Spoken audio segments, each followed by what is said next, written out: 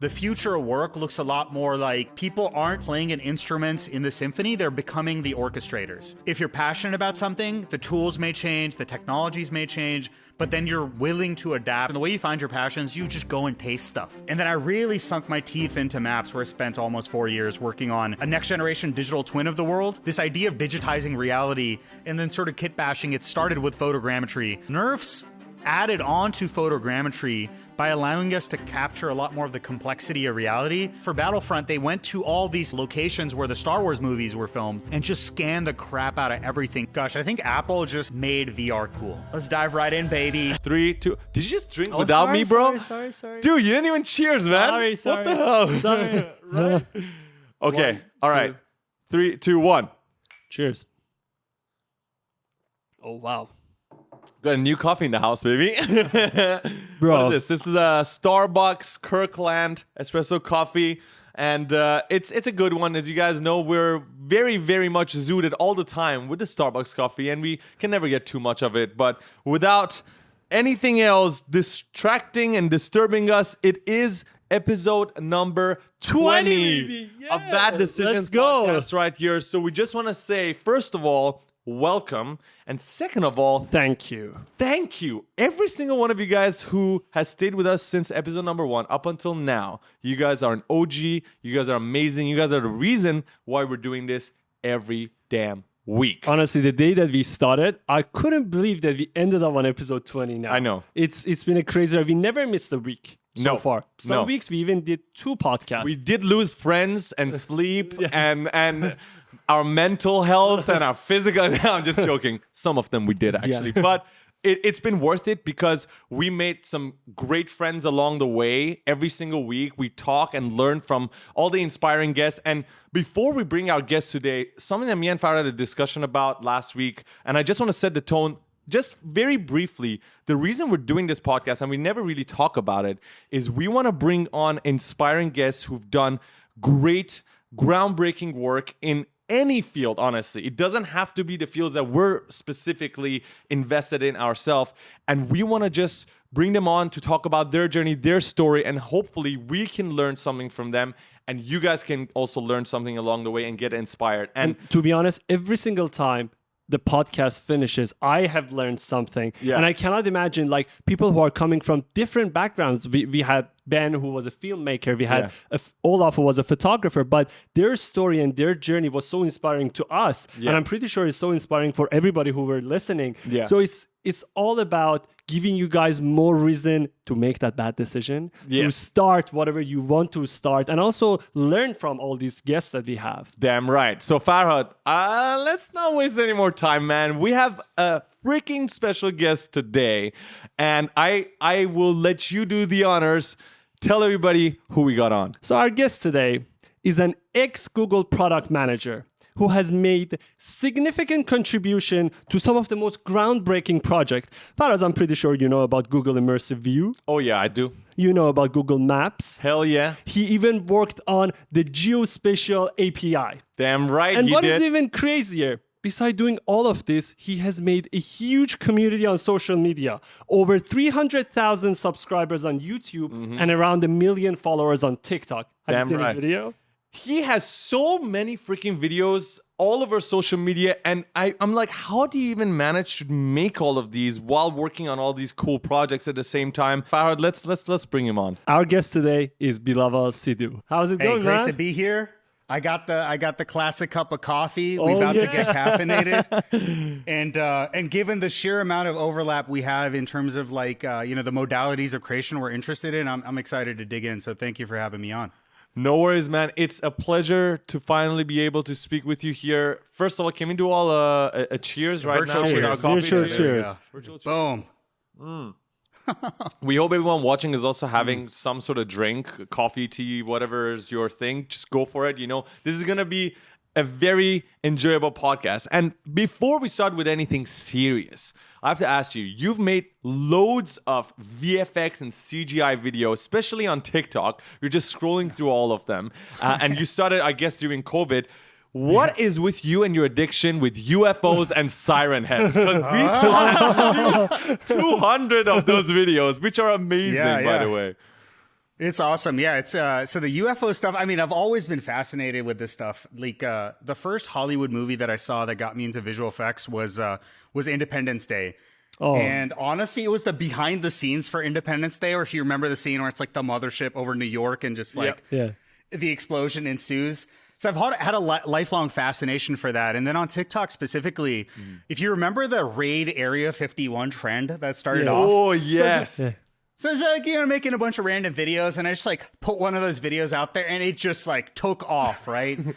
And it was like one of those like hockey puck, like, holy crap, what's happening here? So, as a wise creator once told me, if something worse, you double down on the damn thing. So it's been an amazing way for me to just like talk about these esoteric, kind of scary phenomenon.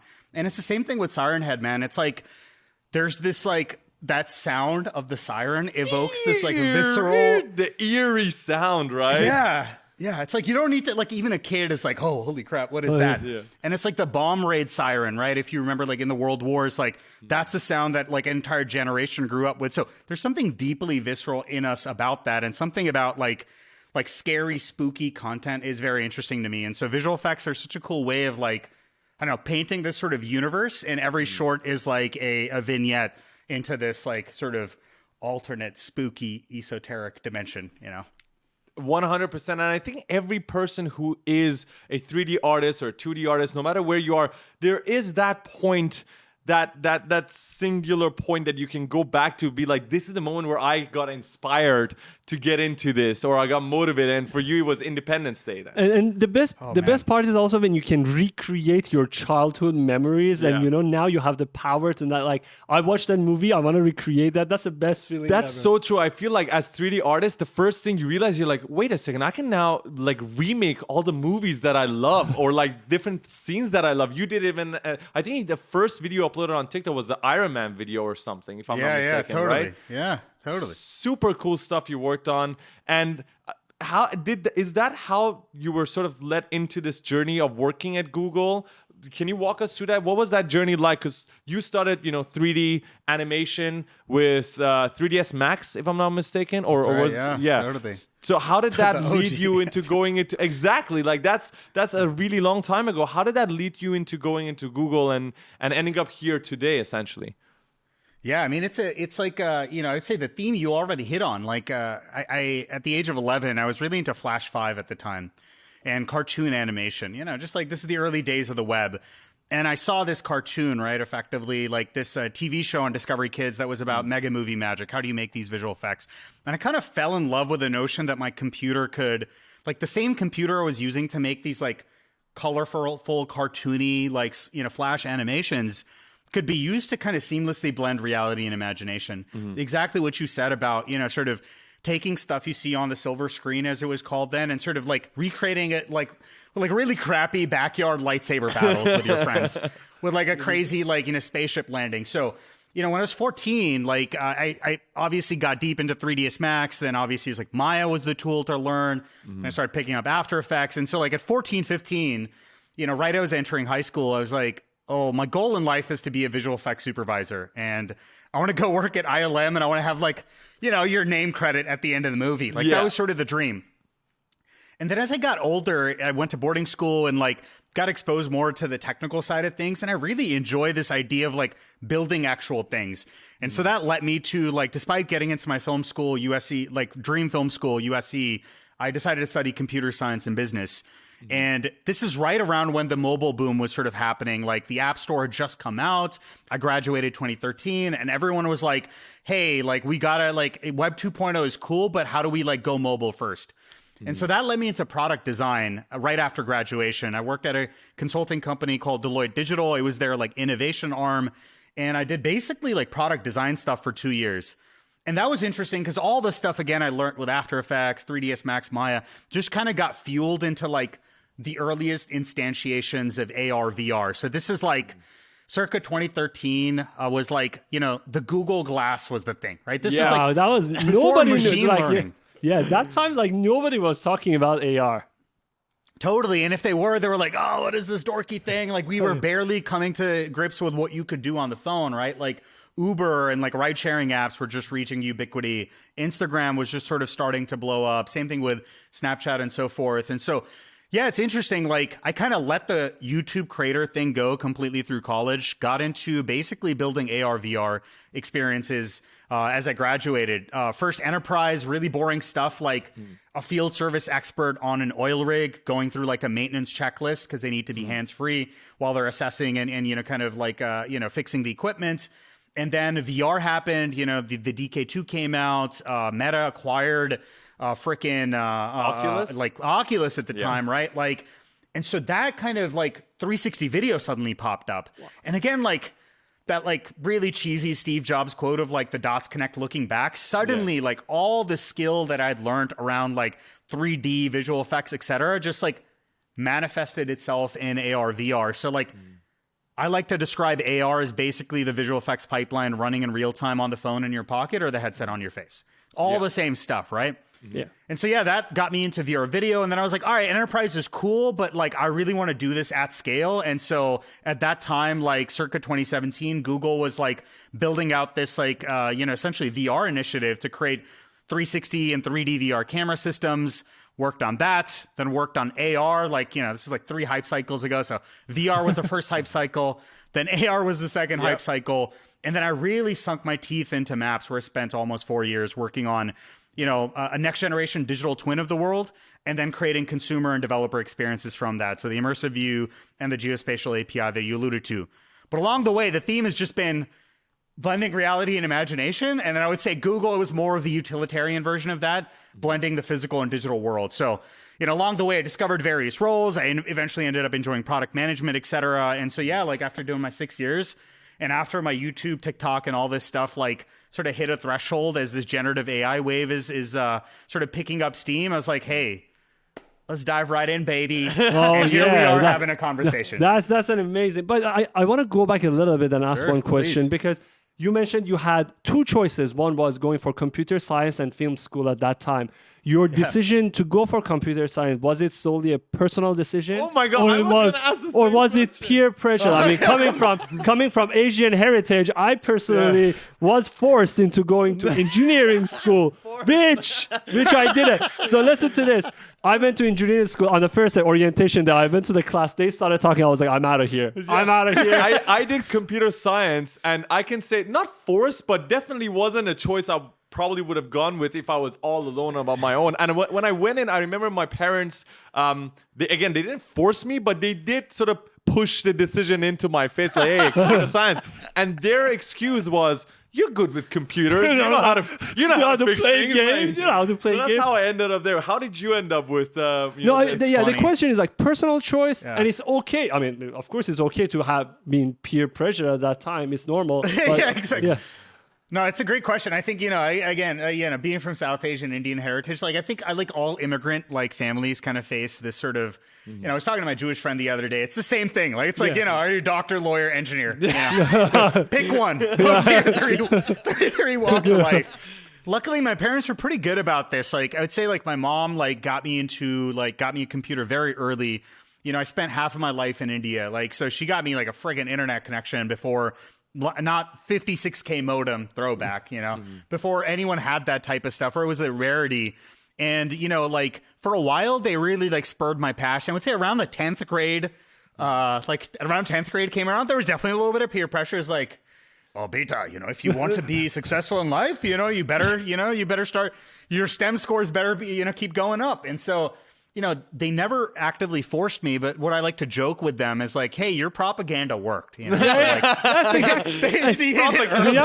And it's not always about parents. Like, it's your friends too. Like, it's not always the parents. Like, all of my friends went to engineering school. Yeah. Right? Most of my friends went to science school. It's not even if you put the parents' peer pressure aside, it was rarely that someone could pick like, I want to study art. Dude, in Iran, where we're from, art school is looked down upon. Like, if you're shit in school, you go to art school. Like, that's how they look at it, which is horrible. I remember growing up until high school thinking, oh shit, did you hear this guy went to art school? Like, that was like, if you failed in life, you would end up in art school. And it's funny because all our life is now related to art.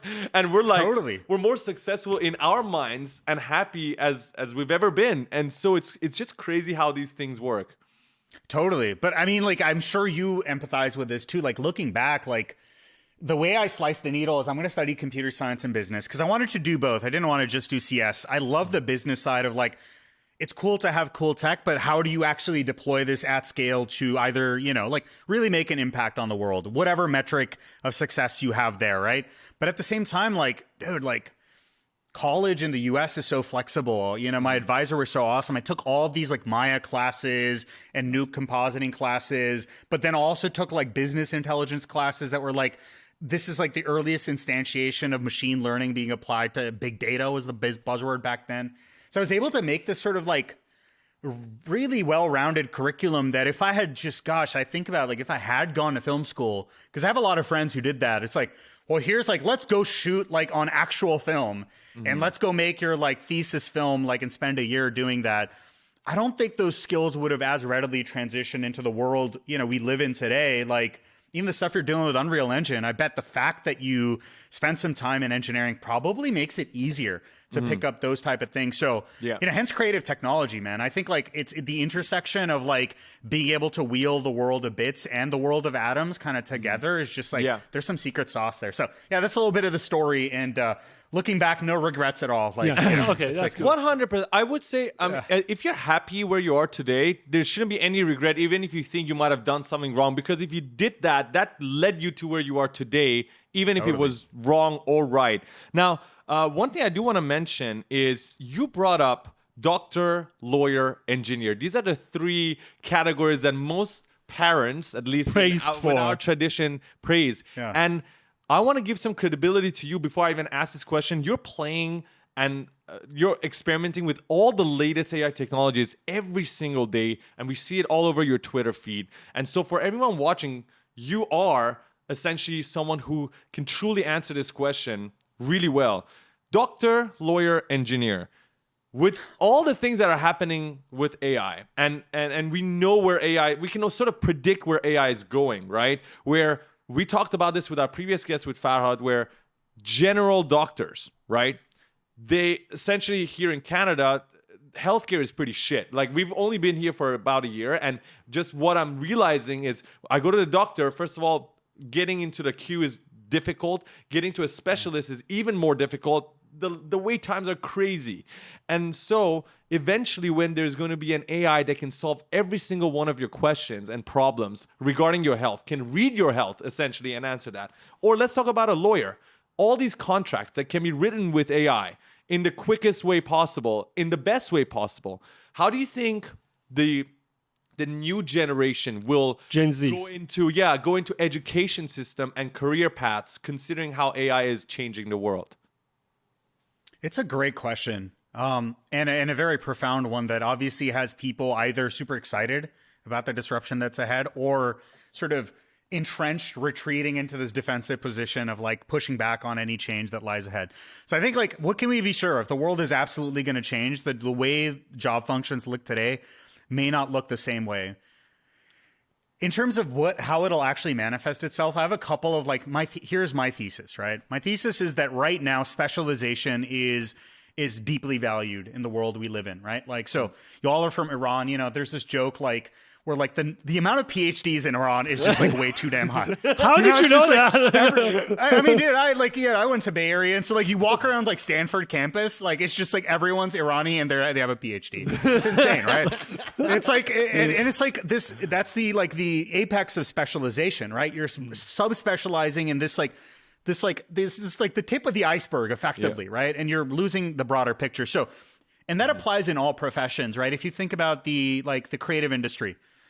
You work in 3D animation. Okay, so are you like a modeling artist, texturing artist? Are you a rigger? Are you an animator? You know, are you good at lighting? Are you a compositor? The generalist has really been emerging as a profession, I would say, in like social media realm, right? Like where you have more people trying to do with less. And so effectively, most industries, including computer science, right? Like you subspecialize in some discipline. Hey, are you a front-end engineer specializing in these set of technologies or back-end in these type of technologies? And same thing with machine learning. Only recently in machine learning with like sort of the transformer architecture, we're seeing sort of one like sort of, you know, kind of approach applied to a broad swath of problems. But historically, even within a subset of AI like computer vision, there's been a lot of subspecialization. So in other words, you had to sort of be this like T-shape person, if you've heard of the T-shape analogy. You're broad in certain areas and you're deep in other areas. What I think is happening with AI and like AI agents, multiple sort of AI entities that you can work with that are specialized in different domains, is you go from being T-shaped to being a tripod or a table. That's like sort of the image I like to evoke when we talk about this stuff. So, you know, if you're a lawyer that's like deep in, for example, corporate law right now, which is very boilerplate contractual stuff, I mean, homie, that job is going away. Like that, you know, like I don't think there's any way about it, right? And I think the same applies to, for example, like if you break down like all the newsletter content that exists, that's purely summarizing the news. Like that's obviously going to be automated away. But we as humans, I think, are going to just start creating new roles that orchestrate these AI agents along with our own well of expertise and other humans' well of expertise at this higher level of abstraction. So to me, the future of work looks a lot more like people aren't like playing an instrument in the symphony, they're becoming the orchestrators. And how that manifests and permeates across all the roles you mentioned, I think could vary, but certainly apply to doctors too, right? You're totally right. Like, I think for the foreseeable future, humans will feel very confident if a human has a final call on, especially if you're getting, you know, surgery or something thing like that done. But when it comes to, hey, looking at your functional, you know, fMRI scan, or looking at your CT scan, or looking at, you know, like certain symptoms and data points from your Apple Watch and doing this, crunching this sort of big data analysis, of course we want machines doing that. So like, I think human intelligence will sort of coexist with machine intelligence, and we'll just like you go on a Slack and you might have a bunch of full remote employees, I've got a feeling it'll sort of be like, we're all just going to be working with these AI agents that help us get stuff done in the world. And I don't think that'll mean we'll all be sitting on our butts in VR headsets like the movie WALL-E. I think that only happens if there's like a fixed amount of labor that's needed in the world, right? Like, I don't think that'll be the case. We'll conjure up sort of new job lines, you know, new canvases for creation even. Like, I don't think we're going to fully automate away creation and be like content with like sort of the dystopian point of like a TikTok style algorithm just procedurally giving you like infinite content. We're not going to, excuse me. No worries. Maybe there's a place for that, but that's not going to be the ubiquitous thing. What I'll end by saying is like the challenging part about this transformation than any other one, which is why a lot of people are freaking out about this, is I think the rate at which we're creating jobs might be slower than the rate at which we're eliminating jobs. And so it's going to be a rocky transition, but best believe, I think on the other side of this, we'll still be doing cool stuff. It's just we'll be wielding these tools to create stuff at this much higher level of abstraction. I love the orchestra analogy. That was beautiful. Yeah. So if someone DMs you and say, hey, Bilawal, I'm 14 years old now, you know, 13, 14, and I don't know what to do. And I'm scared of all the changes that are happening. I'm afraid if I go to law school, whatever I learn is done by an AI tomorrow, or if I go to business school, or if I go to, Even if I do 3D. Yeah. So how would you or advise computer science? anything? Yeah, right? Anything. How would you advise someone who is 13 or 14? Like, You can even go higher than that. You can go someone in like before trying to going finish to college, uni. like Yeah, before yeah, going to totally. uni. Yeah. So how would you advise them and say what they should do in order to be on top of their game and make the most out of what is happening right now? You know, I do get this question a lot, especially from like people who are trying to be product managers and they're just want to be a PM because that's like the cool thing to be. Oh, I don't want to be an engineer. I just want to go be a PM. And honestly, it's like it's one of those like, I don't pretend to have some special advice here. My advice is just to go taste things. I think like it is easier in history today to taste things than ever before. Like just a year ago, we actually had to read books. Now you can go ask questions to a book, right? Like, isn't that crazy? Yeah. That there's this distillation of all human knowledge, or at least documented human knowledge on the internet, which does include Reddit, so we can talk about how much knowledge there is there. But you can query this well of expertise and try things, make things easily, rather than like, just let's take the digital art example. Like, rather than spending months learning how to use a pressure sensitive Wacom tablet, getting a license for Procreate or Photoshop, hey, why don't you just make some Midjourney art? Just try making it. Is it fun? Does it like light up your soul? Is that the thing that like is the thing you want to do even if you didn't get paid? I'm a big believer in just like finding your passions, because that's the only way you'll be resilient to change. If you're doing things because that's the thing to do. The moment it's like hard and the going gets tough, like the tough gets going, or whatever that saying is. I think like if you're passionate about something, the tools may change, the technologies may change, but then you're willing to adapt and kind of harness the new set of capabilities at your disposal. So I think like adaptability is going to be a skill that is very important in sort of this, like, everyone talks about this like asymptotic curve, like we're about to hit like, an immense amount of change very quickly. So I would say find your passions, and the way you find your passions, you just go and taste stuff. Like, dare I quote Gary Vee, because he just like goes overboard with you got to make like 30 TikToks a day. You got to be hustling every single. No, now you have the tools to just at least go taste stuff. Like even on like YouTube, if you want to learn about a certain profession, like rather than going and enrolling in some sort of a class or whatever, the likelihood is you could just go find a video that tells you what you need to do, or you could go find a person that's doing exactly that, and you get to taste things.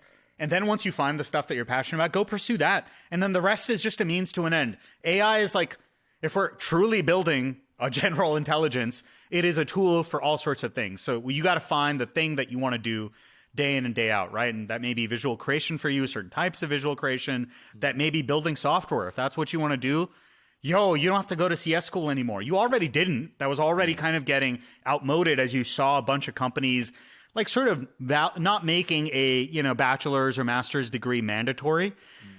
And now you pour gasoline on that. The joke about like the best programming language to learn this year is English. I mean, I think that's absolutely true. Like, go learn English and like use Copilot and ChatGPT and make a product and launch it. And you are seeing people do this, right, on Twitter now, sort of the solopreneur hype. So that would be my advice. Like, find the passions and then use the technology and sort of these platforms at our disposal to discover them and taste them.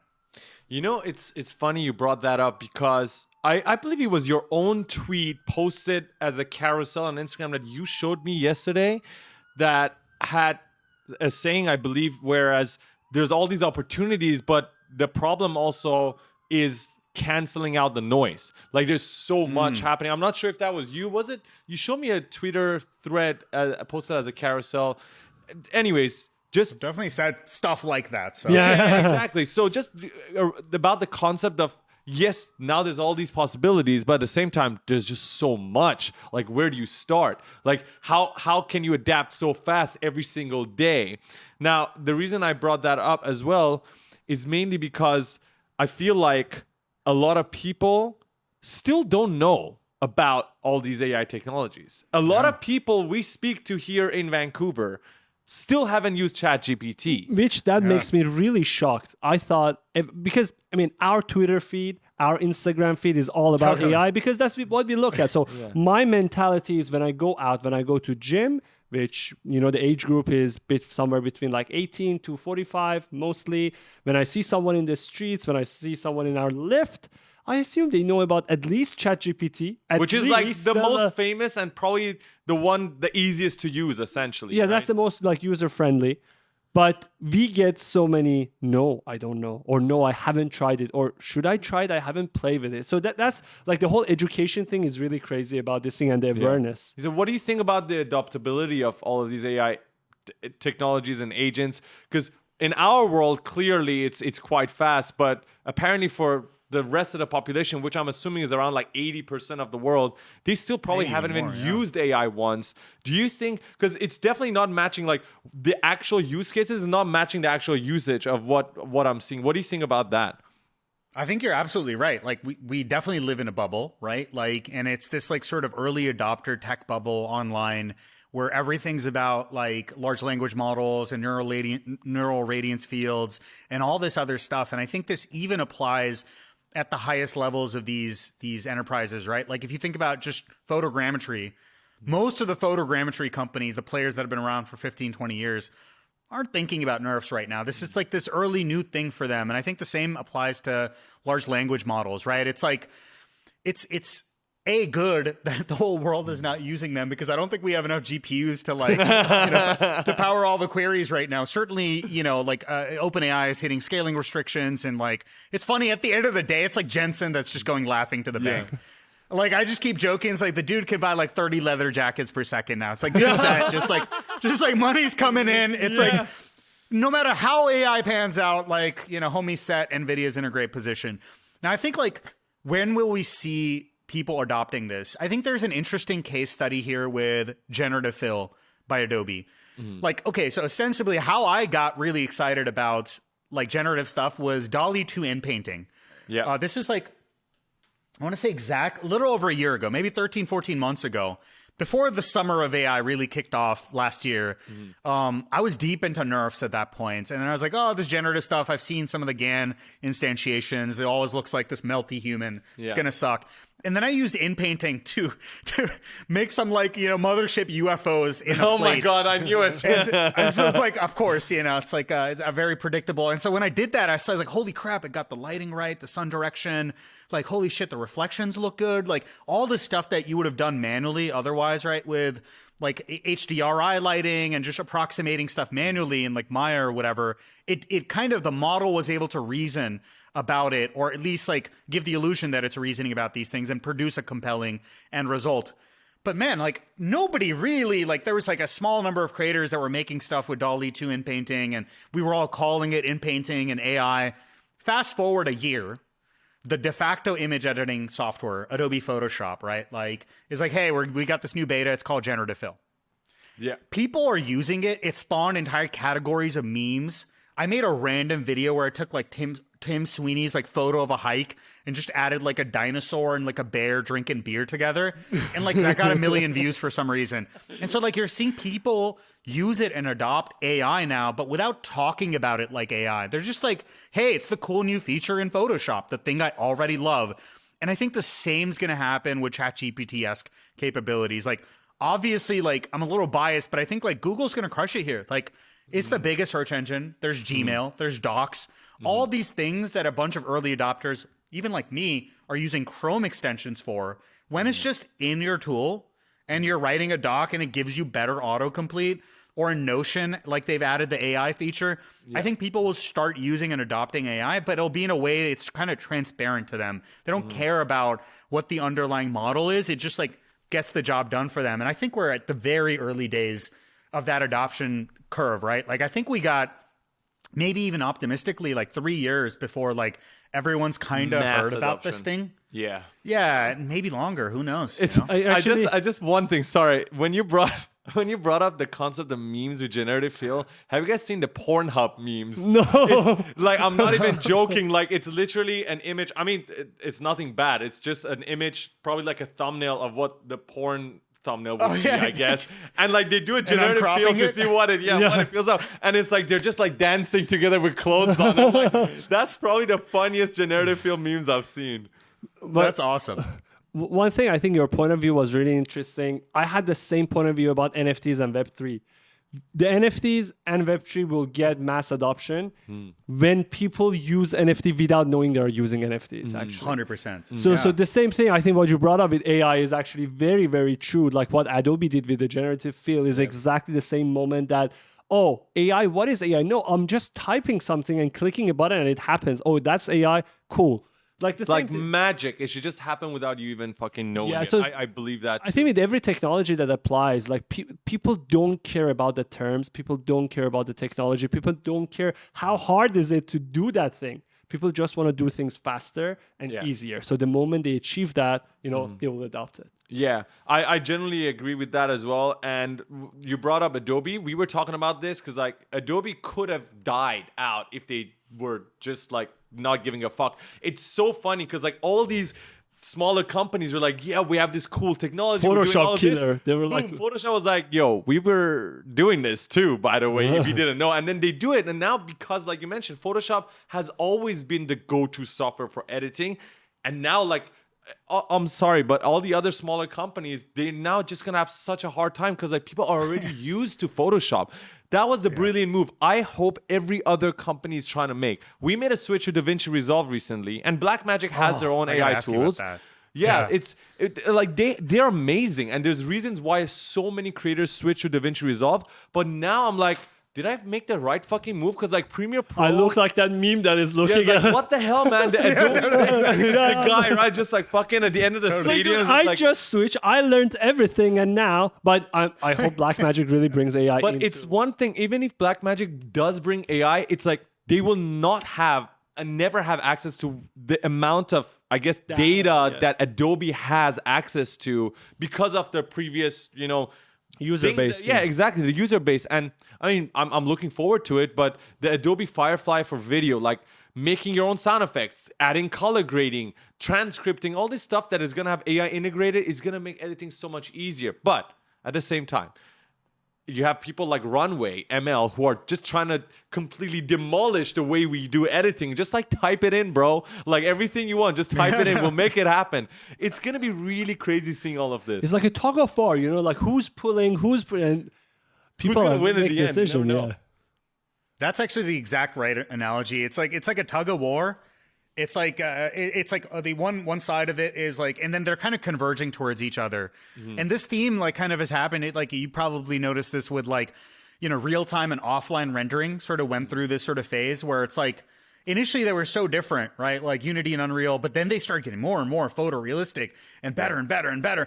And same thing happened with like, Redshift and Octane. It's like, okay, there was the days of RenderMan and Arnold and like nondescript warehouses of just like CPUs crunching like for days on a frame of video or something. And then slowly like, oh yeah, you got an NVIDIA GPU, you got some CUDA, like, okay, cool, Redshift Octane, way faster. You can do motion graphic stuff.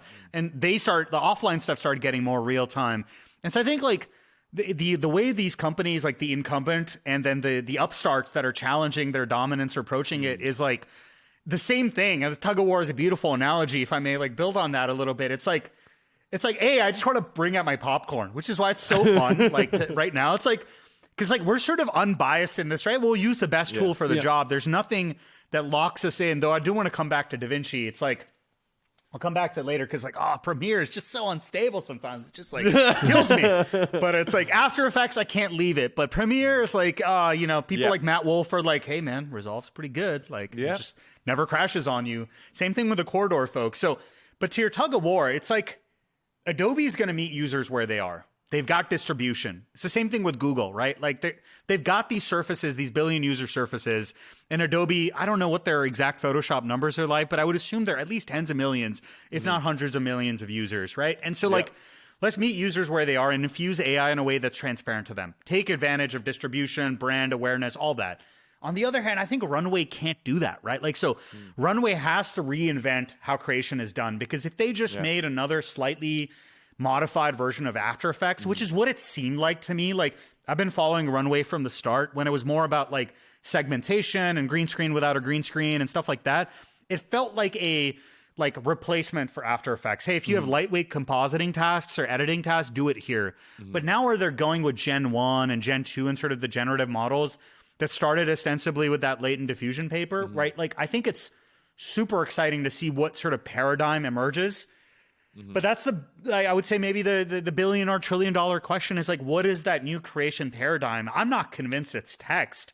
I think like that's a deeply unsatisfying way for me to work with this stuff. So I think maybe it'll be interesting to see sort of like another example is perhaps Descript and Premiere. And then you're talking about Resolve too. Descript almost opens up editing to an entirely new audience, right? Like there's a class of people that will never learn Premiere or Resolve. Maybe we're into this stuff, but most people working at some company that want to make like or even a solopreneur that wants to package up their webinar or whatever, they're like, I can use Docs and I know how to work in a deck. Okay, if I can do that, now you can make a video with like, with the amazing capabilities in Descript. So I think like it opens up editing to a new class of users. At the same time, Premiere obviously is like sort of giving you that sort of training wheel mode inside of Premiere itself, which is also interesting. But I again think they'll always target different audiences, right? Like somebody who's in Descript. So in other words, it's a tug of war, and in another way, it's also an expansion of the pie. Like you're opening up these new forms of creation to an entirely new set of users that might have never bothered with this stuff. Now, I do think the web-based tool that Adobe's building for podcast editing and all that type of stuff is more directly competing with something like Descript. And so I'm excited. Like I'm excited to have AI tools today because they fit in your workflow. But I'm also excited to see what are the net new workflows that emerge and like how that brings a bunch of people to create that weren't creating. Like, I mean, one of my friends on Twitter is like Heather. Heather's like, like the mom of two in like Atlanta, working on, completely different stuff as her day job. And then she somehow got into AI art and has like 15K followers or 20K followers on Twitter now. It's like, I don't think that would have happened that quickly if not for AI. So it's going to be interesting to see sort of what the landscape looks like just in a couple of years from now. But yeah, I love that visual of sort of the tug of war, if you will. Yeah. You see, the thing is, like you mentioned, Heather, we don't know Heather, but that's a great example to bring up. There's other people like Mr. Grateful who, using ChatGPT as an agent, was able to achieve 100,000, followers on Instagram. Whereas I would assume if it wasn't for ChatGPT, probably wouldn't be able to or wouldn't have the motivation to, right? It was because of ChatGPT. He was like, you know what, I'm gonna make a challenge. And he started a new challenge, which is I'm gonna get $100,000 in revenue again using ChatGPT. Yeah, using ChatGPT, which to me it sounds crazy, but dude, he did 100K in terms of followers, which is not an easy feat for a lot of people, especially on Instagram. Yeah, there you go. And he did it. And like, if he makes 100K, it just goes to show, damn, you can actually do so much with all these AI agents that so many people are afraid of because they're afraid of losing. Oh my goodness. Yo, I'm sorry. So we have our laptop open here, and I just saw MetaHuman Animator as an update. So we're deeply into MetaHumans, and they just announced this new update that makes facial mocap like 10x better. And I just thought, I was like, holy shit. Anyway, sorry about that. There you go. The virtual podcast. You got to do it now. It's like, it needs to be done. It needs to be done, man. But essentially speaking, we believe that all these AI tools can help enhance everybody's life if we know how to use them. Now, I want us to come back to AI again, and we're going to, because I know a lot of people are interested in listening to your approaches in different things.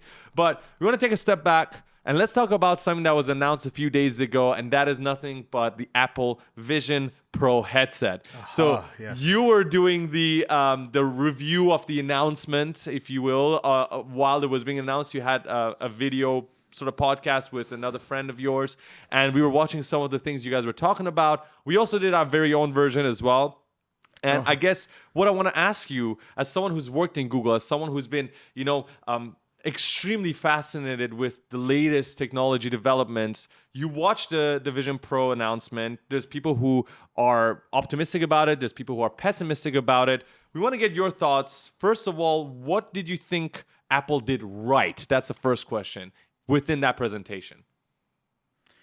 Gosh, I think Apple just made VR cool, to put it very bluntly, in my opinion. Okay, there's I wouldn't give them a 10 out of 10. I'd give them 8.5. There was definitely the scene with the dad with the headset on cooking bacon and eggs for the daughter. I was like, only Apple's reality distortion field is such that they can be like, you know what? We expect people in the house to just have this on all day. It's your freaking kid's birthday. And you're sitting there with a freaking headset on. It's like, yeah, Timmy, blow out the candles, Timmy. Dude, it was the creepy smile the dad was giving as he was just staring at them like this. I'm like, oh my God, I can't believe they actually did that. I agree. So yeah, a little rough around the edges. I think they focus far more on a solo experience. But in terms of what they did right, I think they finally made VR a good word, right? I think for whatever reason, whether it was the conflation with Web3, whether it was Meta's rebranding, whether it was just how people were feeling about social media and sort of technology that sort of pulls you away from the world, whatever the reason was, it sort of petered out. The investment in AR, VR, both, to be honest, kind of petered out.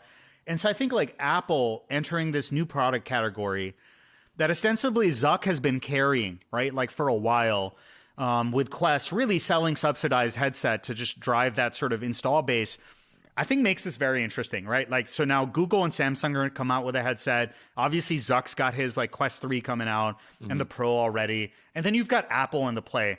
I think what Apple announced is the Tesla Roadster. It's this really expensive, cutting edge, the amount of technology that they managed to squeeze into that device is awe-inspiring to me. I've used almost every headset there is other than the Vision Pro. And I cannot wait to get my hands on it. And the fact that even jaded press that have tried all of that stuff, tried it and they're having this sort of, oh, wow experience, I think just goes to show it's going to be an amazing device for developers to build on. Specifically because unlike every other device that uses these Qualcomm chips, they've got that split compute architecture. You've got this M2 chip just for the developer. And then you've got these like 12 cameras and a bunch of other crazy sensors. And there's a dedicated R1 chip just to process that, which is awesome for developer experience because like I don't have to worry about like my whole experience getting laggy because I'm hogging too much compute and suddenly the SLAM tracking is slowing down or whatever. So I think this is like a really expensive sports car. It's great for AR VR developers that want to develop for the like Model 3 version that will eventually follow. And at the same time, for early adopters, I think the pitch is pretty interesting, which is, hey, if you want a massive media consumption device, like this is the way to do it. And we've sort of seen Apple like laying breadcrumbs towards this. I like to call it like Apple's focus is connecting living rooms. You know, even 2 WWDCs ago, I've been writing about this Apple stuff for a while. It's like 2 WWDCs ago, they announced this thing called like SharePlay. So if you're in a FaceTime call, you can suddenly share a TikTok display or Apple TV. And if you have, you know, like AirPods, you get this spatial audio experience, sort of like if we're sitting in a room, we're talking about the virtual podcast, like, oh, your sound is coming like spatialized from where you might be sitting. And it was like, yo, that's the most overkill feature to announce if you're just like on a Zoom watching some media together. Like, why is Apple doing this? And obviously they're so patient. They've just been layering these capabilities brick by brick. And so now finally we're seeing like their sort of early adopter headset, kind of device hitting the market. Best believe they're not entering this, product category if they don't have like N other devices. Like the specs for this was finalized in 2016 because hardware has just such crazy lead times. And so I'm like, they knew then that this premium device was the way to go. And the specs are beyond anything. The Vario, nothing else freaking comes close. So I'm super excited. They did that right. Now there's going to be Metaverse is going to stop being a bad word, even though Apple doesn't even say Metaverse. But it's going to revitalize investment in it because developers now have this new sort of ecosystem that's typically pretty lucrative when it comes to Apple's like app stores and ecosystems to build on. So I think it's going to be a renaissance in AR VR, and I can't be more thrilled about it. Okay, first of all, we had sort of the same feelings towards everything that Apple announced. We were more on the excited side of things, even though we did see some negative comments and socials, people still, calling it too expensive. The thing is, we understand the pricing. Like, you cannot have, 5,000 patents or 500 patents, more than that. Like, you cannot have all these unique technologies built into this headset and have it be at $500, which is like the new headset that's coming out by Meta. There's clearly a difference here. And like you mentioned, this is going to be the first version for developers to start building. And then the other models, which are going to come at a cheaper price, probably with less specs, are going to come out eventually. Now, one thing you brought up was social AR. So we come from a background, we used to create AR experiences a lot for brands and for our clients. And I'm sure you working, in the same field of augmented reality, you know a lot of people who create social AR experiences for themselves, for socials, or for brands. Do you think that as someone who creates AR experiences or is into VR, they should be quickly making a switch into creating for Vision Pro? Do you see that being the future and not social ARs? Or do you think, no, they will each have their place? Or no, this is going to take over what we, do right now. We essentially take our phone and, we have the AR experience. And the reason I ask that is because the software they're partnering with is Unity. And so a lot of AR experience. And Google is using Unity too, right? Like Google is using Unity. So now there is this mindset of, okay, if I go and learn Unity, I can build for Apple Vision Pro. I can work on the Google AR kit as well at the same time. So what do you think about that? It's like the way I break up AR experiences is into like front-facing and world-facing experiences. Right. And the vast majority of filters that still drive impressions, like I think it's like 80 or 90% of Snap's AR usage is always, like it's like, it's a personal messaging app. And I think it's the same thing on like, if you're developing example for Instagram, right? Like you go to story mode, usually you default opening up towards your face, right? It's self-expression. So I think that's not going to change. And I don't see the Apple headset like dabbling in that world, right? Like, in fact, I would actually criticize Apple here and say, like, I had such higher hopes for Reality Composer when it came out in 2017. Like, it kind of was cool, and like you could like send each other USDZ files over like iMessage, and you could open them up. But they never really turned that into sort of like a lens experience, like a Snapchat style lens that you could easily share, or certainly never leaned into it. All that happened in these sort of walled gardens of Snapchat, Facebook or Meta suites, Google stuff, et cetera, et cetera. And so I think like that front-facing stuff, given how, we are self-expressive and care about ourselves and really like to take photos of ourselves, I don't see that changing. Now, the world-facing stuff has always been hard on mobile. You probably know this. It's like you talked about the waving the phone. I call it doing the six-off dance. It's like, oh, detecting the planes now. Okay, cool. Like, oh, and you've got this like sort of, if we really want to put the marketing hyperbole on it, we could say the magic window experience. But it's a freaking tiny window, right? Yeah. The fact that window is now on your face and that it is this crazy pass-through device. There was this headset company that Apple acquired called Vervana, VRVANA, that had a similar demo, like just really high quality pass through, combined with sort of like the updates they've got to their like mapping, like like what is it called? I forget, room capture API and their object capture API. It's just like it's gonna turn the world into a much more immaculate canvas indoors.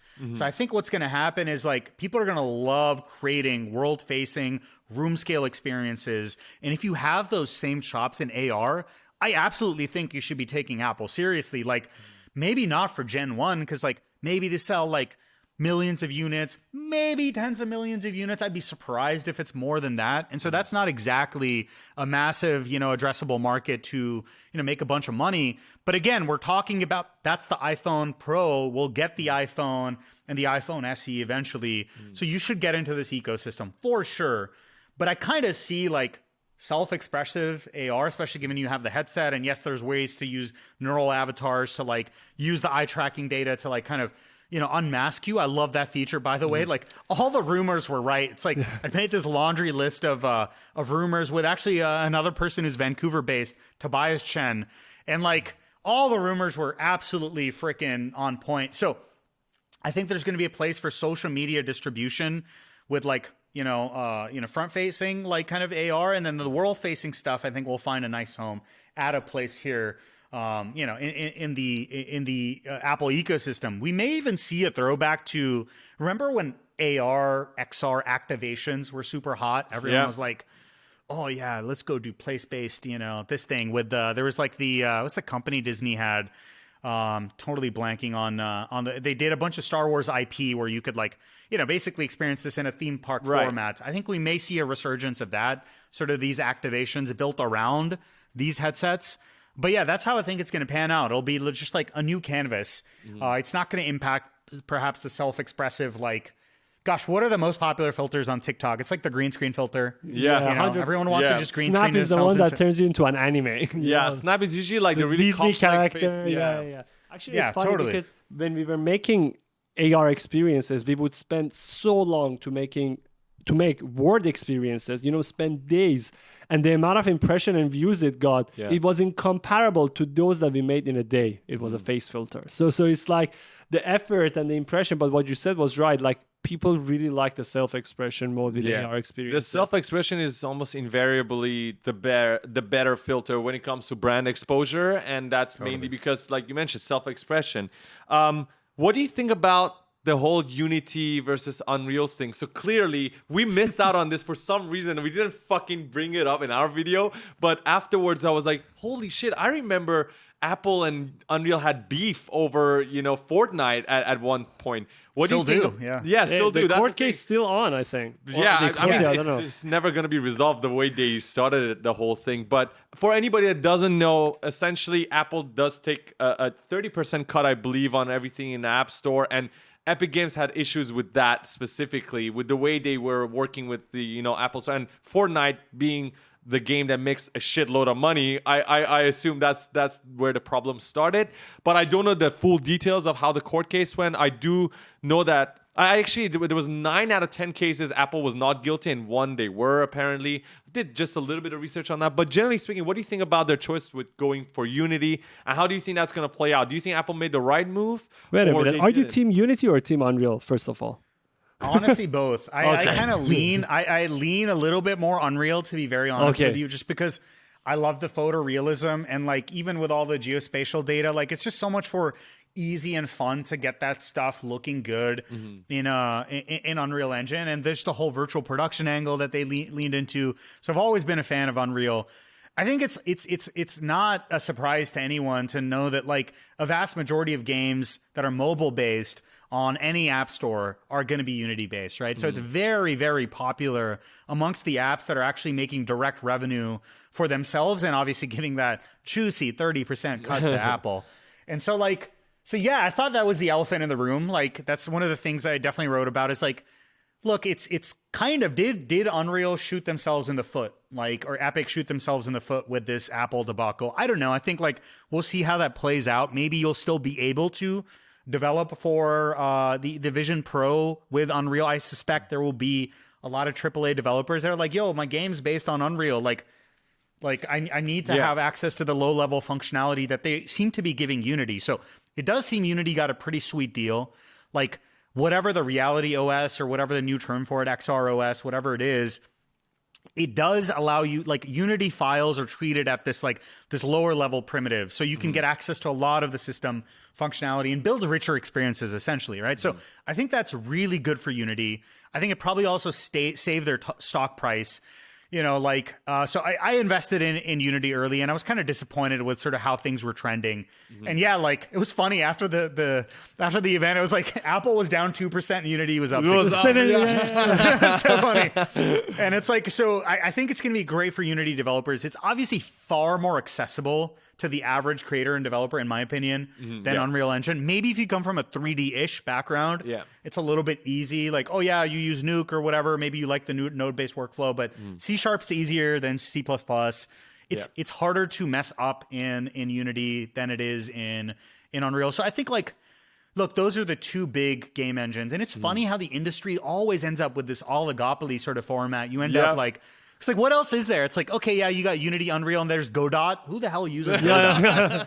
Like, I don't, like, maybe some, like, you know, niche games use it, but like, yeah, so I think like they're going to have to support Unreal. To what level? I don't know. Maybe Unreal will be on the hook to build their own stuff. That's what, if I had to speculate, I would assume that there's some sort of like a really nice deal between Unity and Unreal where they're working together to build this stuff out. Whereas for Unreal, it may be more arm's length, but like, Unreal will still get enough pressure from developers to build on it. So I wouldn't be worried, is I guess what I'm saying, that, oh gosh, like I actually had a creator, like Sam from works on So Crispy Media. He did the video, the Squid Game video for Mr. Beast. Yeah. So that dude was like, yo man, like I've got all this stuff in Unreal. Am I screwed? It's like, no, I don't think so. It just might be a little bit harder to port. So yeah, all these like, you know, frenemy relationships, as I like to call them. You know, these companies are friends in one way, enemies in other. It's like, what a tangled web we weave, you know? So, you know, I who knows how that'll play out, but it does certainly seem like Unity got the better deal right now. Oh, so. 100%. 100%. He nailed it, though. You nailed it. Like, the reason why a lot of people love Unreal is just the beauty and the photorealism that you can achieve, the real time. You got the nanite, the lumen. With Unity, it's just like, it's easier to develop, and it's more versatile. And so we are not at all saying Unity was the wrong choice. Definitely is a fascinating choice to go with. It's just we as Unreal people would have expected Unreal people. We would have loved to see Unreal there as well, but unfortunately we didn't. I did see a screenshot of Unreal having the plugin for Vision Pro. So you're definitely going to be able to develop for it. It's just like 100%. you're probably not going to get as much support as Unity will be getting along the way, which I think Unity will have a better pipeline and a workflow, so it's much easier to deploy. Which is always a great thing to have if you're trying to develop apps and things like that. But you know what's also funny related to this that you'll get a kick out of this is like, you know, did you see the the dinosaur content that was showcased with the reality? Yeah. It was one of the main demos, and this is obviously like, you know, the who's who of like, you know, making these amazing, John Favreau et al. Making this stuff. The Hans Zimmer soundtrack. I can't wait to watch that full length thing with Prehistoric Planet 2. But apparently the dinosaurs were rendered in Unity. And I was like, wait, that's weird. Like, isn't John like a big Unreal guy, given all the other movies that they've worked on? And I started digging into it. Apparently for Lion King, they had Unity. Wow. As like the virtual production thing on set. Yeah, maybe that was just like, They built some proprietary pipeline. There's a company, Magnopus, that Ben Grossman, Academy Award winner, that was involved there. So yeah, it's interesting that those dinosaurs are like freaking in Unity, and also like who's the gentleman that directed District 9? District 9, I remember that the movie, right? That, like super old, a couple of years ago, right? Neil Blomkamp. He did a bunch of stuff with Unity too that was more cinematic. So I guess you can, like, what a couple of my like Unity purists were telling me, no, dude, you can get some really photorealistic results from, Unity as well. Have you checked X, Y, and Z out? And so I guess you can do that, but like, let's be honest, it's easier in Unreal now anyway. So I agree with that. Since we are on this topic, I want to talk to you about a recent obsession that we have found. So we discovered NeRFs, and we discovered that we could bring NeRFs into Unreal Engine 5. And that has been a very costly hobby. So we had to buy a drone to go and scan environments. And this has really changed. And like ever since, whoever we talk to, especially filmmakers, directors, people, even people from Hollywood, we are telling them that this is going to change the filmmaking industry. This is going to change the production industry. The reason is, with a small drone, a DJI Mini Pro 3, which is like not that expensive. Not that expensive, not that, not the highest model. We could scan environments that are photorealistic, bring into Unreal Engine 5, add some filters and, color grading. We could get an environment that it would take weeks, maybe even months to build in just a matter of minutes. So it's been crazy how things can change with NeRFs and Unreal Engine. And since you have worked a lot on NeRFs, and I've seen you've been doing videos, what do you think? Like, if you are at this stage now, what do you think is going to happen in the future? And I'm so excited about neural radiance fields, and just generally how I think of it is like reality capture, right? Because this technology isn't new, right? Like, photogrammetry has been a thing since the 1800s, to be honest. Like, this is like people were putting film cameras on kites and doing like manual triangulation math to like, create some especially in geospatial and all this other stuff. Obviously, I think like we saw this wave, the first wave of what you just described happen with like games like Battlefront and, Star Wars Battlefront and Call of Duty, where, to your points, like, when you want to create these like sort of complex virtual worlds, it was easier for people to go like, for Battlefront, they went to all these like locations where the Star Wars movies were filmed, right? Like Endor, like all the forest scenes and all that stuff, and just scan the crap out of everything. So we've had this sort of like perfect confluence of like sensors getting better, like mirrorless Sony cameras, like a A7R series, like 50 megapixels, like, oh my God, like, then that's been around for like 6 or 7 years now. And it's the same thing then, like, you saw this crop of this photogrammetry apps. It's like, photogrammetry isn't perfect. Maybe there's a Freudian slip. But not to jump ahead of myself, like, these cameras got better, so people could go, like, capture, even for Call of Duty, hey, let's just go scan stuff in the freaking, like, in a nondescript parking lot in Los Angeles and use that to kit bash and populate the complexity in a scene, right? So like this idea of digitizing reality and then sort of kit bashing, it started with photogrammetry. And obviously the output of photogrammetry was just like in many ways closer to what engines could deal with because it's just a triangulated mesh. But at the same time, it had all these problems that NeRFs have today that I think will get solved also, which is like you end up with this like crappy looking texture atlas and you usually have to retopologize it and blah, blah, blah, and do all this stuff to it. But you started seeing that in like AAA games. And then suddenly you saw like a bunch of these Blender artists doing the same thing with photo scanning and projection mapping. Like I'm blanking on the gentleman's name right now, but he created this like sci-fi, like futuristic dystopian Tokyo world. Ian Hubert. There you go. Ian Hubert. My God. And like a couple years ago, just using like reality capture or Agisoft Metashape combined with basic projection mapping of the plate to create these like set extensions and complete scenes that just like, to me was like, yo, this took like Weta Digital and ILM, an army of people, and like a solo artist can do this now. I think NeRFs added on to photogrammetry by allowing us to capture a lot more of the complexity of reality that photogrammetry sucks with, right? Like, so photogrammetry uses multi-view stereo, you compute these depth maps and like, and then you do like all sorts of stuff like some sort of Poisson meshing to create continuous surfaces. But what do you do with reflections and refractions? What do you deal with transparent surfaces? What do you deal with like really thin, ornate structures? All these things would be like sort of failure cases for photogrammetry. And like this line of like essentially pseudo light field style research, with, local light field fusion, the deep view paper, and then the, really, really seminal NeRF paper sort of brought that like volumetric light field quality to reality capture at some semblance of scale, right? And I think like really the moment of scale happened last year when it's like, I remember in January I was playing with NeRFs and like you had to use MIP-NeRF and it like took like 12 hours to train on a TPU. And then NVIDIA came out with instant NGP.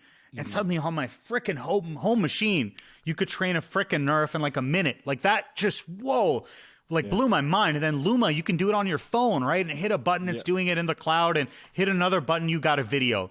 And so I think like the ability for NeRFs right now to capture more of the complexity of a set like is really good for all the use cases you brought up, right? If you want a virtual set digitized, NeRFs are the way to do it right now. Maybe you still capture the photogrammetry so you have like continuous surfaces or whatever. You derive it from the NeRF, kind of scan through various techniques, or just like exporting it out of Luma as like a OBJ or PLY or whatever.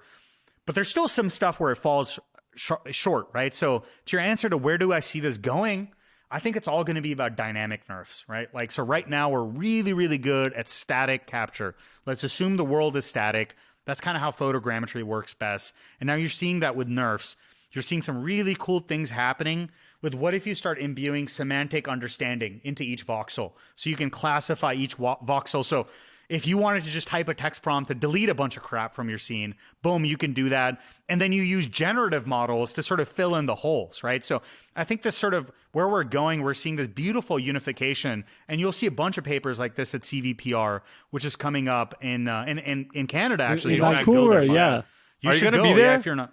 No, I'm not, unfortunately. I'm going to be stuck working on a Maven course, but I'll be at SIGGRAPH. So if you'll be at SIGGRAPH in LA, I'll see you there.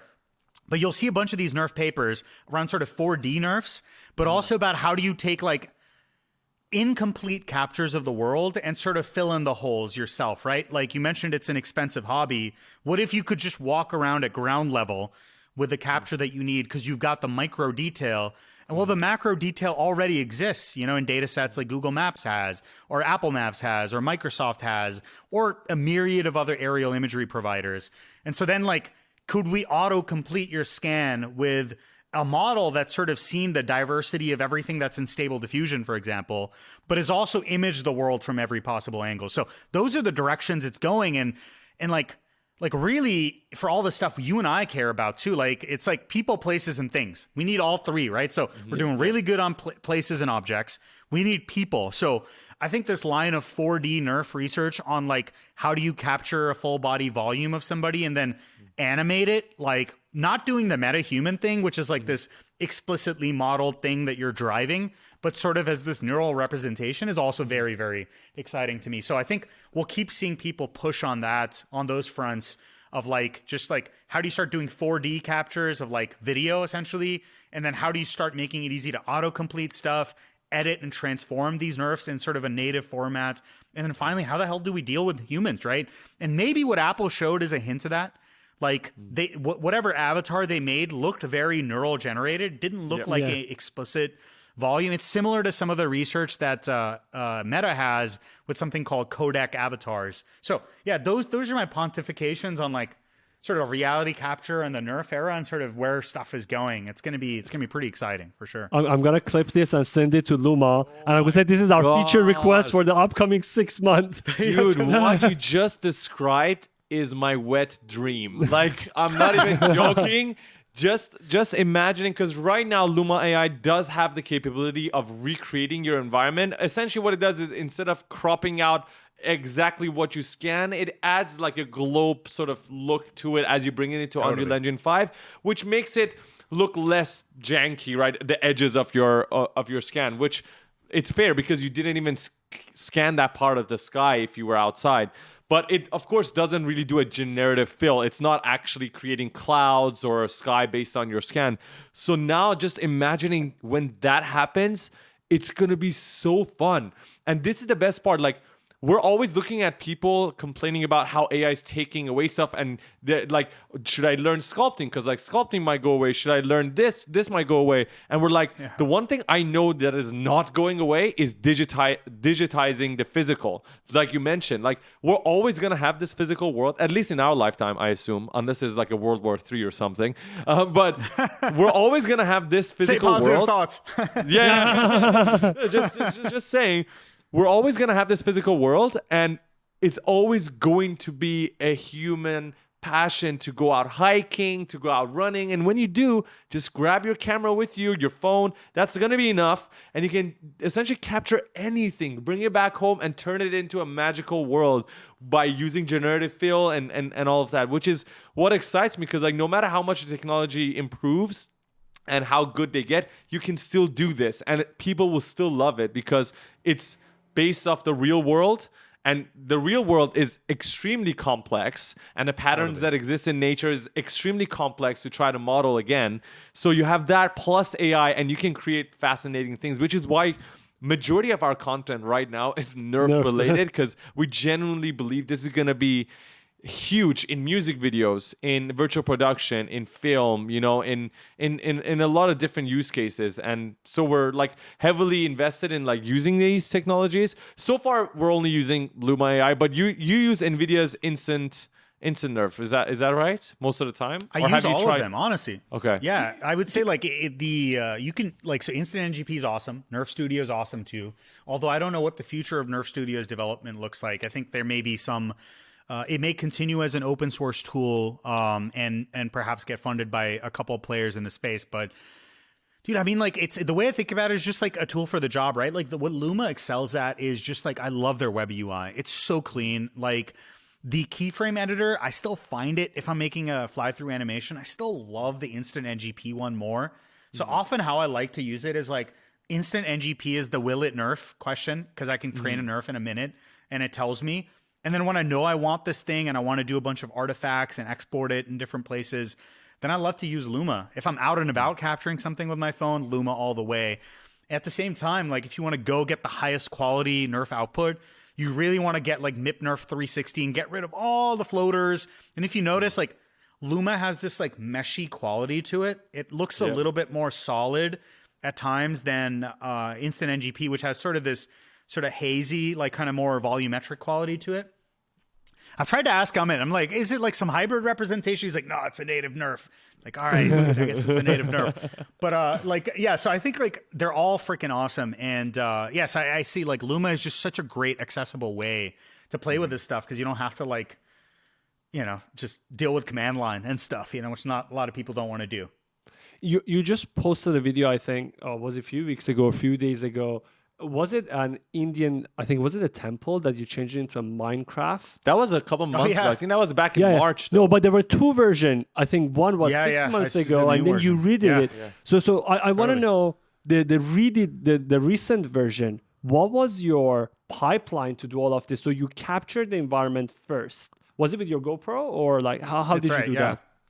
It's very Can you simple. walk us through that? Because it looked really sick. Yeah. It looked really sick. For sure. Yeah, it's a pretty simple workflow. It's like vacation footage, GoPro, just sort of at like chest length, walking through on a path. Nothing too fancy, to be honest. And then I created a NeRF that followed that exact sort of trajectory. And so then there's two ways you can reskin it. Like the last video that you saw, I was just doing basic stable diffusion image to image. And so, you know, this is before ControlNet came out. I don't know how deep y'all have gone into ControlNet. I haven't used ControlNet. No, so you might actually love it, especially if you're doing NeRFs. Like, I think you should make that a part of your workflow. It's like, so image to image is chaotic. It's like it basically takes your image as a basis. You know, so how diffusion models work is they denoise your image. So when you provide an image, it kind of blurs the image approximately, and then sort of uses that as a basis to refine it, and then adds all this detail. But the problem is there's no temporal consistency. It'll just like every image is unique. The way it blurs and denoises every image can be different. Even if you try to like solidify your seed and change some of the variables, it'll look like this jittery sort of fever dream mess, which a lot of people love.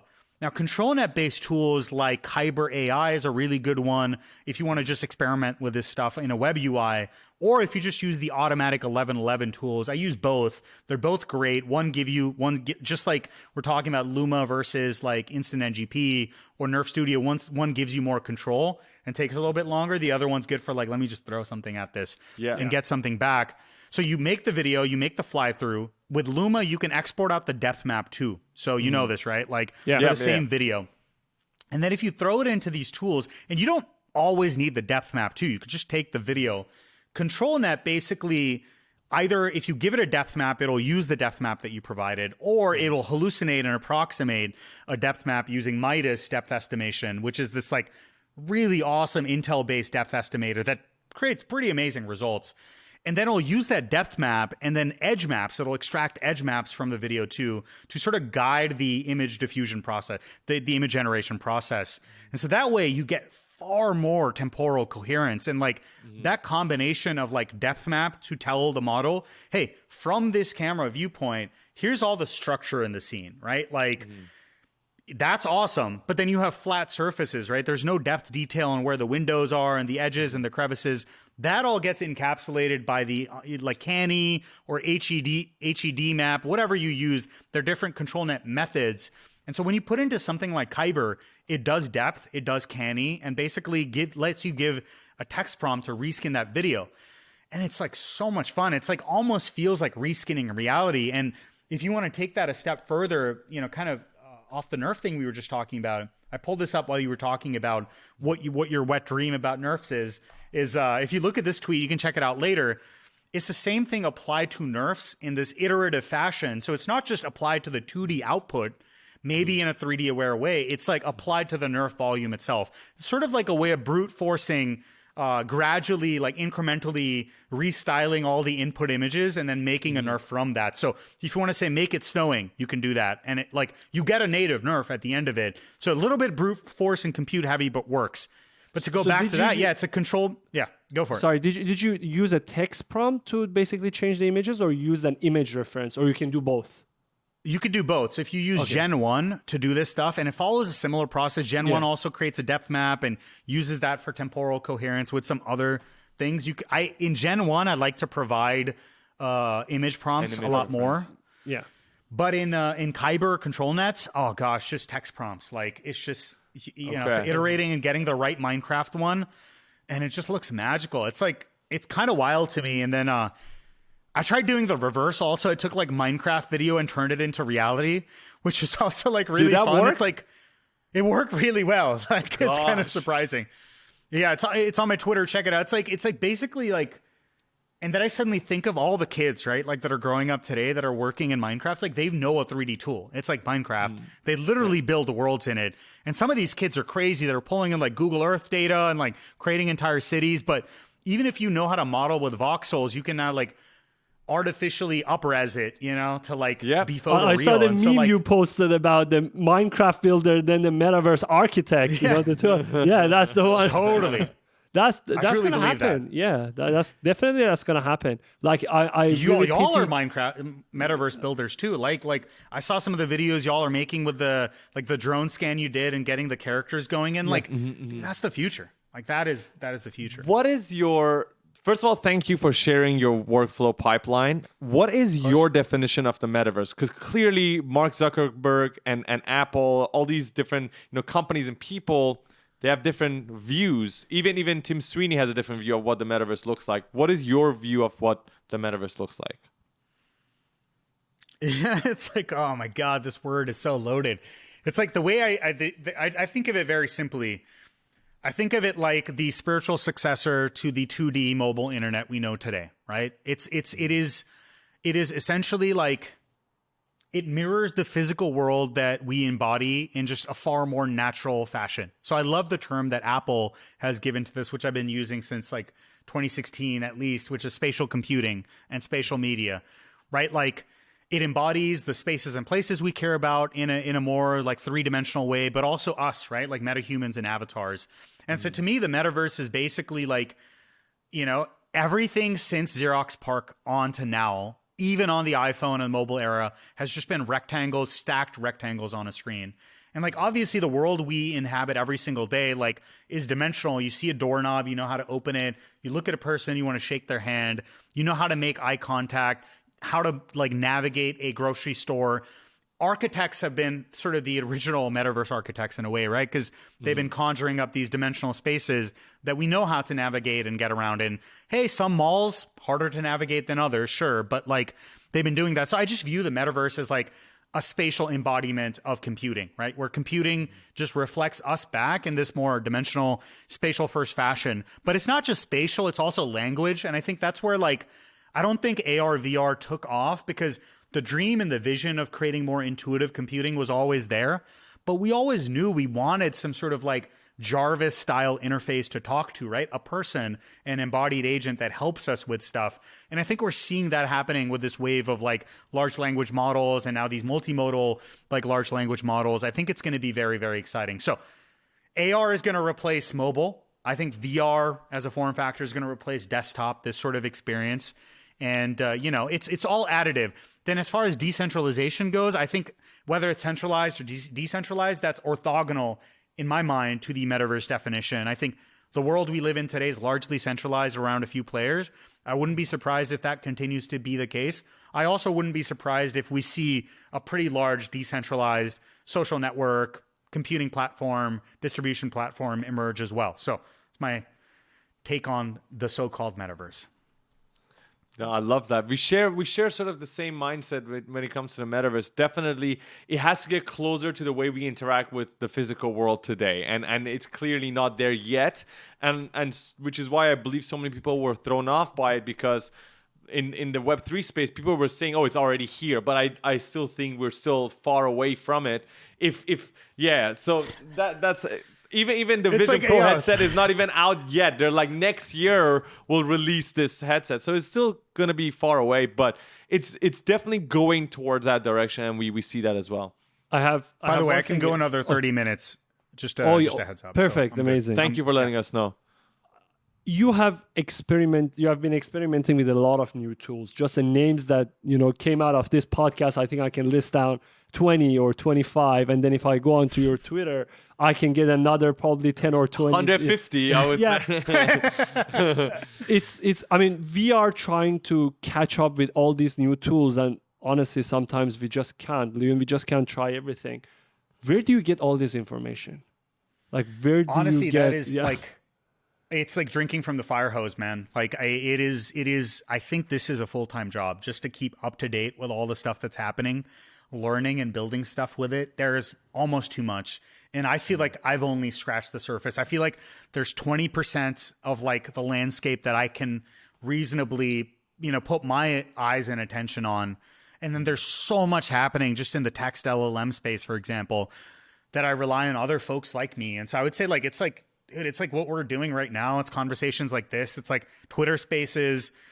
Dare I say, it's people's newsletters that are just helping me sort of keep up to date on all the other stuff. Because I think the magic is always at the intersection of these things. But like, look, the FOMO is also crazy high, right? Like you talked about sort of like, you alluded to this earlier with social media and like too much, kind of this like sort of anxiety of like, there being almost too much. And I think that's only going to get worse from here, right? Like it's that's maybe the carousel that you were alluding to. It's like, there's going to be new things coming out every 1 to 3 months for at least the next 2 to 3 years, if not longer. I truly believe that. And then like when people, even reputable researchers say stuff like, oh yeah, at some point AI is going to be making AI. I'm like, oh my God, it's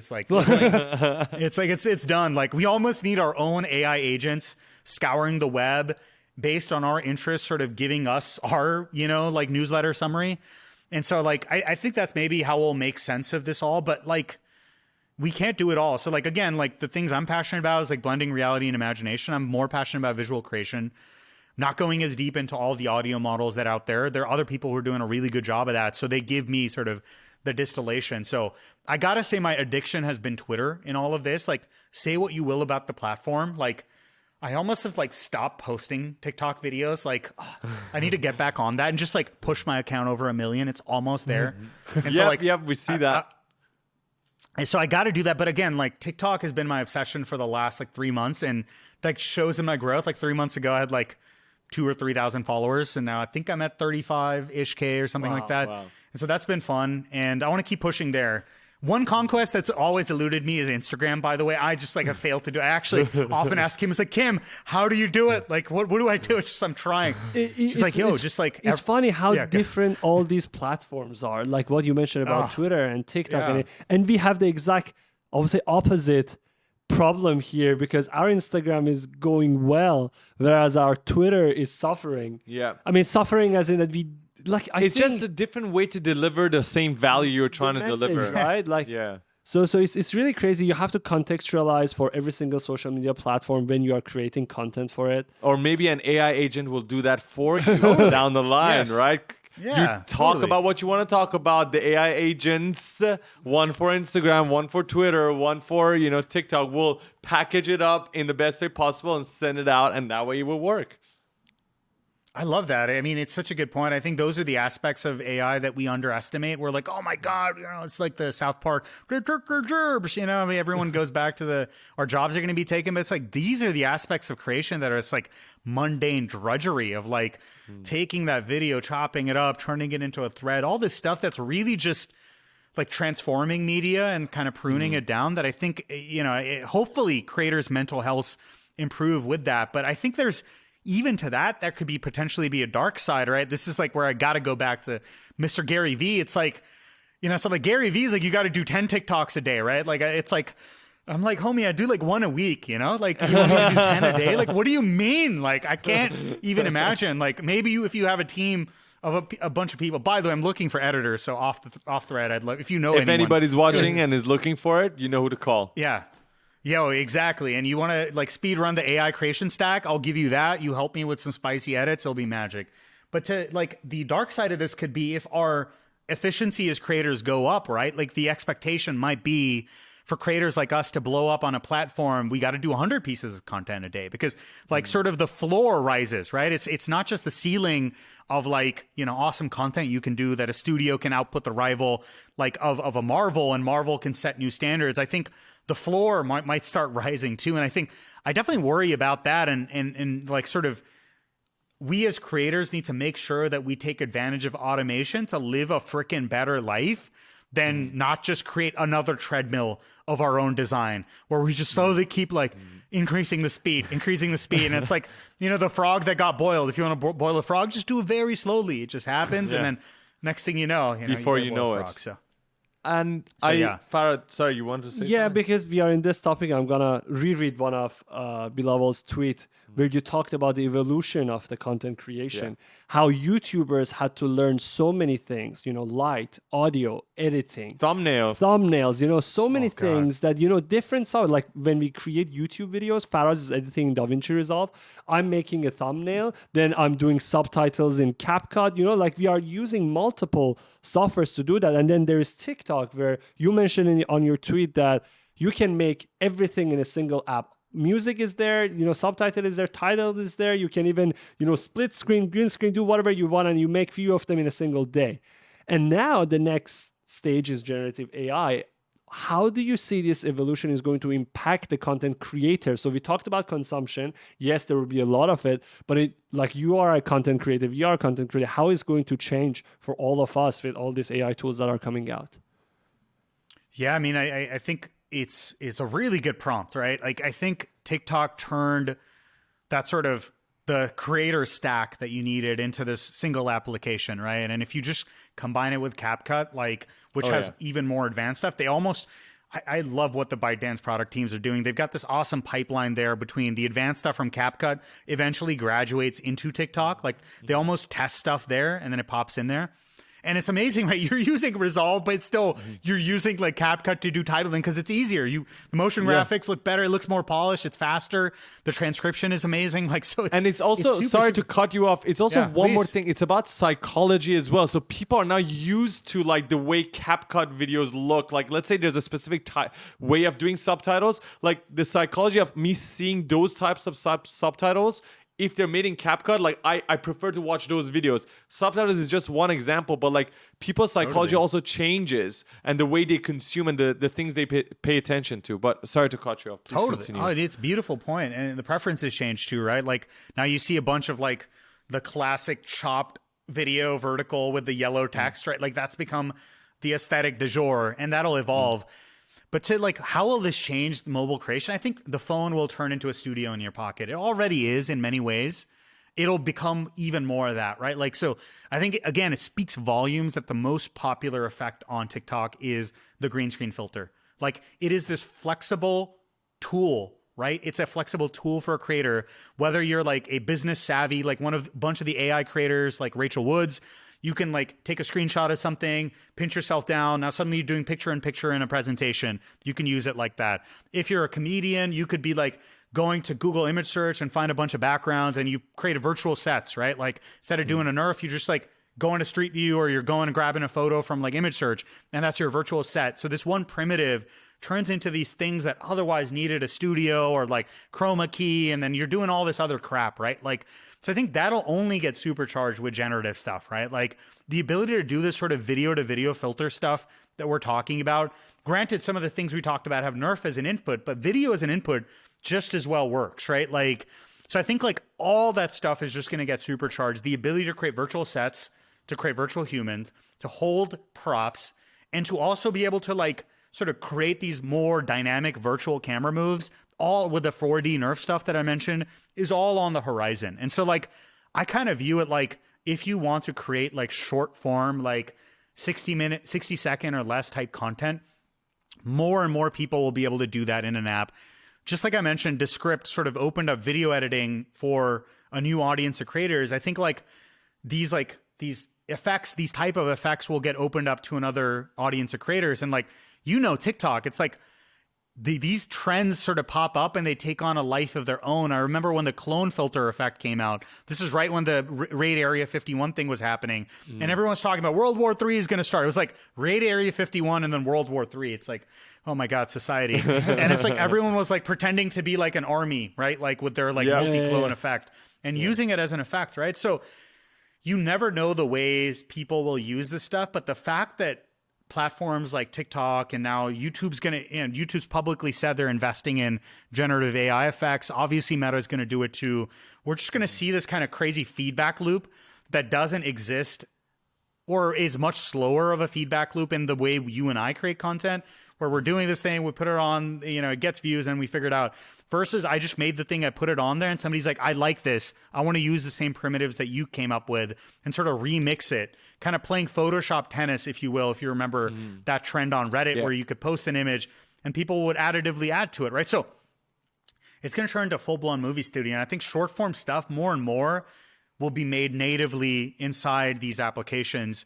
But at the same time, given that there's such crazy, like there's this arms race of generative AI happening, I think we'll also see people applying sort of the virtual production model that sort of lives in parallel to that. But I think in terms of product metrics of how most content will be created, it'll probably just be an app because you'll have no reason to like nobody's gonna who uses like Adobe's, what is their like mobile editing app called Rush? Rush. Who the hell uses Adobe Rush? Nobody uses it. No way, man. No way. No, because like either CapCut, you're in DaVinci and Premiere or you're in CapCut. Yeah, that makes sense. Exactly, right? And so CapCut's interesting because they're on desktop now too, right? So like, Yeah. So it's, again, that same tug of war sort of confluence, like people coming from two angles coming together. But I'm excited to what a time to be a kid today with bold ideas. Like, I look back at my like crappy showreel with the crappy stuff, like it's like literally clothes drying on a freaking like string on the roof, and like we're playing with lightsabers and this like shitty 3ds Max render of a thing is going down. Now a kid today, you got a 4K camera in your pocket, you've got AI agents working at your behest, and you're basically able to like chop up and do what required a mini YouTube team. And you can do that with a phone in your pocket. So what a time to be alive. And that'll only get more exciting in the future. I want to finish off by one last thing. And I want this, it's not necessarily just a question towards you, but it's a question towards all three of us and perhaps everybody watching in the comments. I'm going to start by saying it myself and answering it. I want to talk about what are we most excited about with all of these technologies. And we did talk a little bit about Vision Pro and NeRF, so I'm talking a bit, maybe more than just that. Personally, what I'm excited about is something I think I read in the comments where you can use AI to train it essentially based on all the content as a content creator that you've uploaded and your audience.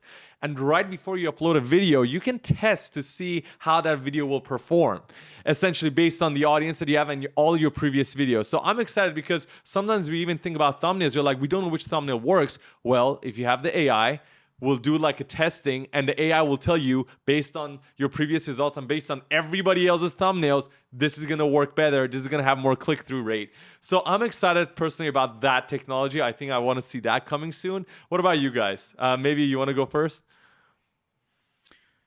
You know, I'm less excited about a technology and more about how they come together. And the thing I'm excited about is building on what you said. To be honest, it's like I alluded to this notion of us being able to author content at this higher level of abstraction with these agents, with these tools, with these models, with these superpowers, or whatever you want to call it. And I think to your point about being able to like create variations of content and A/B test stuff. Like I was talking to the Premiere and After Effects PMs about exactly this, where they were talking about Mogerts, if you are familiar with that feature in After Effects, where you can create templates of text, like text motion graphics, and then in Premiere or with a CSV file, you can dynamically update the copy, right? If you think about anyone creating these shorts for like, 30 different languages, like how much of a pain in the ass it is to do that stuff manually, or you're creating an ad creative that needs to go and like, sort of hit 5 different markets, for example. There's a lot of manual work there. And so when I think about authoring content at this higher level of abstraction, I don't think text is it, right? Like everyone's like, oh, text is the be all end all. I think us as visual creators know the value of having like a virtual track camera and being able to do stuff like that. But I think using all those modalities, we'll be able to describe a video kind of like we describe in HTML, like a web page today. So in like HTML, there's this notion of like the document object model, right? Like here's the title, here's a bunch of the headings, the subheadings, here's a bunch of iframes with content embedded in it. I'm envisioning a future where we're able to like author a creative, like let's say an advertisement or a short movie at that higher level of abstraction, saying, hey, here are the like objects and spaces in a scene, the locations. Here's like the entities in a scene, the humans, the actors. Here's more information about them. And then you can sort of like have this content be responsive to whatever, sort of like, objective you have. If it's like, hey, I want to take the same ad creative, you're talking about NeRFs and all this stuff, right? Like, let's say it's like a ad for a new freaking Hyundai car. You've got this type of talent, you got this backdrop, you got the car, you got this hero shot. Right now it would be like an expensive Red or Arri Alexa shoot in some LA warehouse, right? Now imagine we authored this at this higher level of abstraction. You did the mocap, you've got all the pieces down, you composed the scene graph, right? This document object model of the video. And then I want to localize it to India. Boom. Swap out the background. Instead of Seoul, South Korea, it's freaking Mumbai skyline. Swap out the talent with whoever you want. This, that, and the other thing. And I think like that ability for content to be responsive and adaptive, I think is so exciting, right? And I think like when I think of things like that and explain this to a bunch of creators, like there's a lot of people in the industry I talk to that just like I'm skeptical. This just doesn't look good. Like doesn't have control, or they're like, fuck this. Like this is like they're scraping ArtStation, all the ethical concerns too. But when I start talking about things like this, they're like, holy crap, it's not zero sum, right? Like it's not like these are the mediums at our disposal and now machines can automate that away. We're going to create these newer canvases for our imagination, and we couldn't possibly author for this type of content if we didn't have things like Unreal Engine, neural radiance fields, these generative models, these large language models, these like text to voice generators, all this stuff. I think like in confluence, kind of like this Voltron sort of coming together, will let us create really, really amazing things. So I'm excited to see how like the consumption media, the way we author content changes and goes beyond just flat video into this like higher level of abstraction. I love that. I love that. My personal excitement really translates to tools that speed up the process so I can focus more on the things that I love rather than spending time on the things that are time consuming or they are manual labor. So for my case would be like, I would love to see a tool that can edit videos for me, cut the scenes. And imagine you give your script as a text, because what we do, for example, we shoot, the clip is like 50 clips. He's talking, I'm talking. I'll give him the script, cut everything, put them in order, do the sound, add some sound effect, and I'm ready. Oh my God, I would kill for that tool right now. I promise you guys, we can have another episode later on, probably in a year. And probably some of the stuff we just talked about today has already become a reality. And we just look back and be like, do you guys remember we talked about this? It's going to be really fun. I definitely, observe both of your sort of excitements, what you guys are excited about. And I would love for that to happen as well. Thank you so much again for your time. It was such an honor and such a blast speaking with you and learning about the way you do things. And I'm sure it's helped so many people watching as well.